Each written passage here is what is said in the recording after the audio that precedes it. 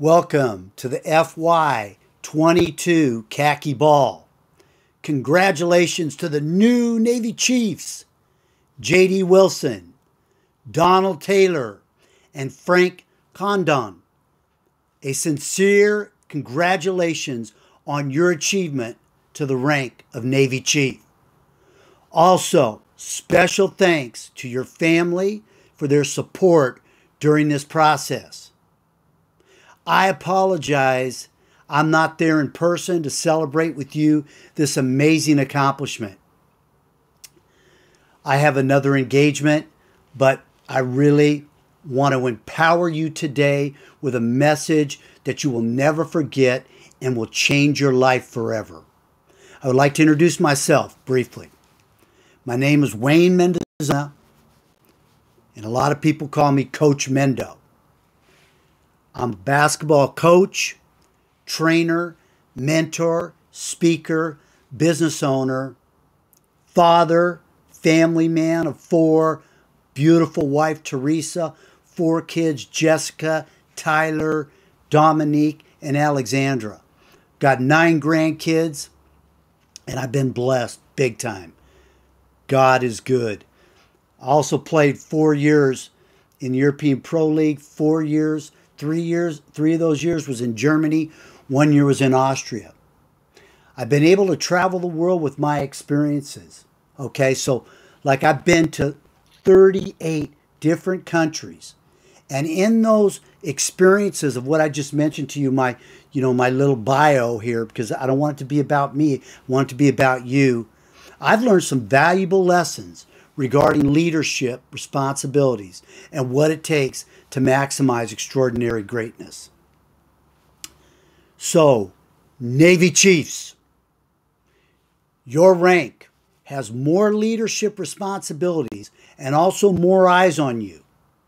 They're watching and they're following your example.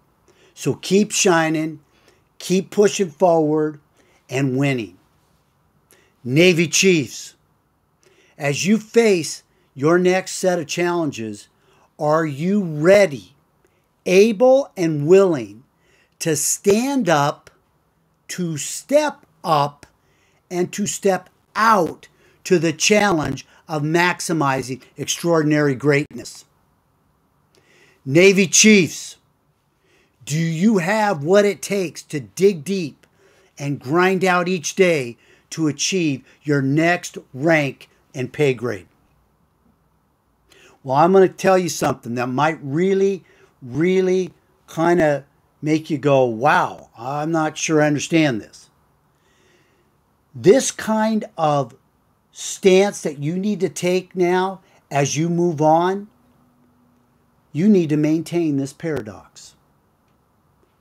The first part of the paradox is you need to stay scared. Yeah, that's right. Stay scared. That means desperate. Have a desperation inside your soul to succeed, to keep pushing forward. And then you need to stay courageous.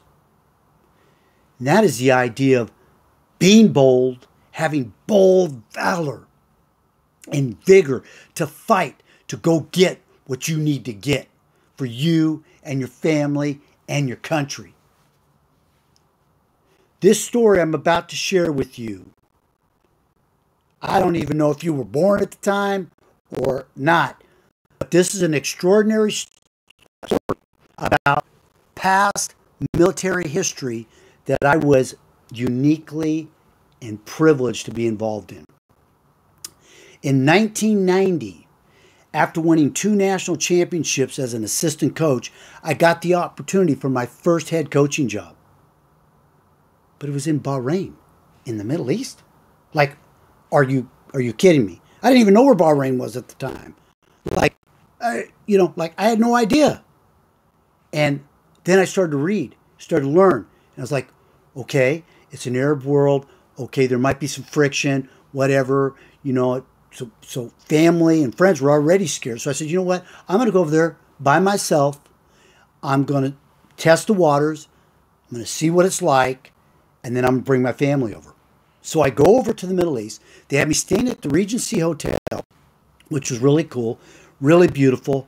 And I met some great people, signed my contract, started the coaching process. I was about a week and a half into the job.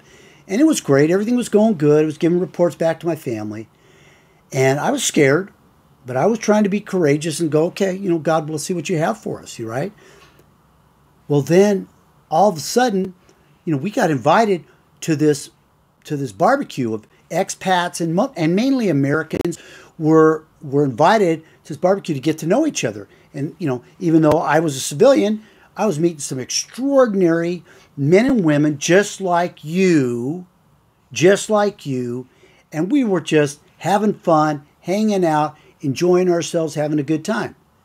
And I promise you, like right during the middle of this just barbecue, just getting to know some people from the Bahrain Navy base there in Bahrain, pops up on the TV, CNN, with an alert stating that Saddam Hussein from Iraq has just invaded the country of Kuwait. He has a military coup. He just went into Kuwait to overtake that country. And I'm like, okay, where's Kuwait? It's like, I didn't even know where Kuwait was. And people are freaking out. And all of a sudden, the whole room, you could feel the panic, the fear, everything. And before you knew it, man, hit lickety split, everybody was gone. And I was like, what's happening? I get back to the Regency Hotel. The foyer area in the hotel was completely jam-packed. I mean, to tell you, there was no room. Everybody was looking at all the TV monitors there in the foyer area, and they were all trying to make plans to get out. And I'm just like, there's no planes to go out. I don't know what's going on. I'm getting messages from my wife calling the hotel. You got to get out of there. What's happening? What's going on? I said, stay cool. Let me go to my general manager. Let me talk. Let's see what's up. Go to my general manager, start talking to him, saying, look, I don't know what's happening here. I don't know if he's going to invade Bahrain next. We're hearing that he's coming into Saudi Arabia. I don't know what's going on. Please, let me go home, calm my family down, and if everything seems to be on the up and up and cool, I'll come back, I promise you. And he said, yes. And we had one of our players on the team owned a travel agency, so he got me tickets out, and they paid for it. They're expensive, right? It wasn't even part of my contract. He sent me back home. So now I'm back home. It's kind of like, okay, well, maybe go back to Tennessee Temple and coach, or maybe you can get another job, or, whatever. And, and I'm looking and I'm doing stuff, but still inside I'm going, wait a second, man. Why am I going to let fear take me over? And why am I going to, just stay scared? And why am I going to panic? And I'm praying, God, what is it that you want us to do?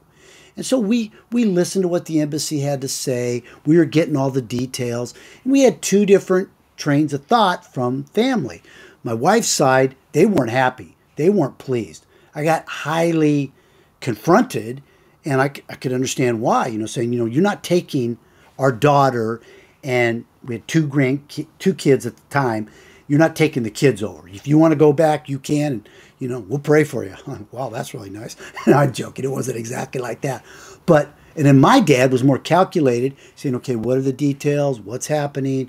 Okay, and yeah, and they said there's going to be, safety nets here, and the U.S. military's there, and there's escape stuff here, and, they were keeping us updated on the details of how we were to handle this as, people that might be living in Bahrain, U.S. civilians or expats or whatever. And so, anyways, we were scared to death. And there were a series of events that took place. But more importantly, we decided to move from fear to faith and to step out with courage, with boldness. And so we went back. We went back to the Middle East, to Bahrain, with the family this time. It wasn't just me. Saddam Hussein was still in Kuwait. Nothing had taken place yet. The liberation hadn't started. The air campaign hadn't started. The Gulf War hadn't started. And so we were there and we were coaching, and every day, there was fear.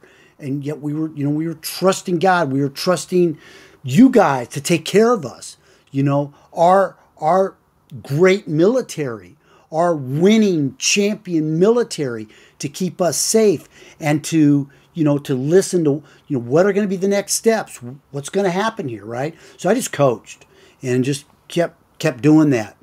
And then all of a sudden, man, January, our next fear event happened, scared to death event, AFN radio.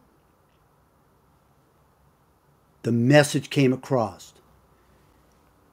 The United States are beginning the liberation of freeing the Kuwaitis and liberating them from the dictatorship of Saddam Hussein.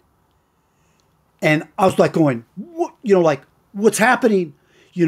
And my wife, when she gets nervous, she just starts laughing. Ah! She's like, standing in the bathroom. She's ah! And when I get nervous, I start crying, man. Like I'm a leader, but okay, I'm emotional. And I was like, I made a poor decision. Oh no, what about my kids? I can't believe it. She's like, shh, come on, wake up, son. Come on, you got this. I'm like, I got it. I got courage. I can do this. I can handle it. And so it was like, what is happening, right? But we dug in deep. And then before you know it, the warning sirens started going off. We're like, what? Warning sirens? And that means you have to get to a sealed room. You have to put on the gas mask, the whole ball of wax. And with all of our kids, we got pictures of these, and it's like, what is happening? Families calling, yeah. And that was one of many, many times. And even a couple Scud missiles hit Bahrain, but yet the Patriots that were set up and everything else kept us protected. And we had to have courage. So, guess what happened? That was the launching of my basketball career. And within a year, I was selected as the national coach of Bahrain, competing in the Asian Games, the Barcelona qualifier, okay, which was where the dream team came out of. Okay, you know what I mean? Like, I got to compete against South Korea, China, the Philippines, and all of this would have never happened if we didn't embrace both the fear and being scared and also embrace the challenge of being bold and staying courageous and stepping into it. We ended up being there 6 years, 4 years in the Middle East in Bahrain and 2 years in Kuwait. We actually went to where the Gulf War had started and the liberation had begun. So we got to see buildings blown out. We had people saying, "We love Americans. We love them." It was a beautiful time, and it was memories, and there's so many stories I could tell you about this. But it's about the challenge for you, hearing this story. This is a real story. This is serious. And I want to challenge you. What are you going to do about grinding every day? About staying with it, about taking that next step? Well, let me help you with something. Because if you apply one of my winning acronyms, I guarantee you will be well on your way to maximizing your extraordinary success. VOW. Vicious, overcoming warrior. The vicious. Vicious has the idea of like a Doberman pinscher, constantly attacking with a ferocious drive to excel. O, overcoming. How you handle adversity, setbacks, injuries, and a variety of obstacles that await you in accomplishing anything exceptional is going to be your challenge. Warrior. W for warrior. A person who doesn't just talk the talk, but walks the walk, getting bloody in the process. That means there's a price to pay and shows the scars of pursuing supreme confidence. So I want to challenge you to apply the principle of vow, to repeat it in your mind consistently. Vow, I'm a vicious overcoming warrior. I'm a vicious overcoming warrior. I'm a vicious overcoming warrior. You ain't seen nothing yet, right? And if you do that, you'll be well on your way to achieving your next extraordinary achievement. Thank you, NTAG Chiefs Mess, for this opportunity. Enjoy your khaki ball. Get ready. Chiefs, I want to hear it. Are you ready? Here we go. Navy Chief! Navy Chief! Let's go. Thank you for this opportunity to share a few minutes with you. I look forward to meeting you in person someday soon and to be able to be up on stage to share more great stories with you that hopefully will really motivate you to achieve your extraordinary greatness. Enjoy this incredible achievement. God bless you.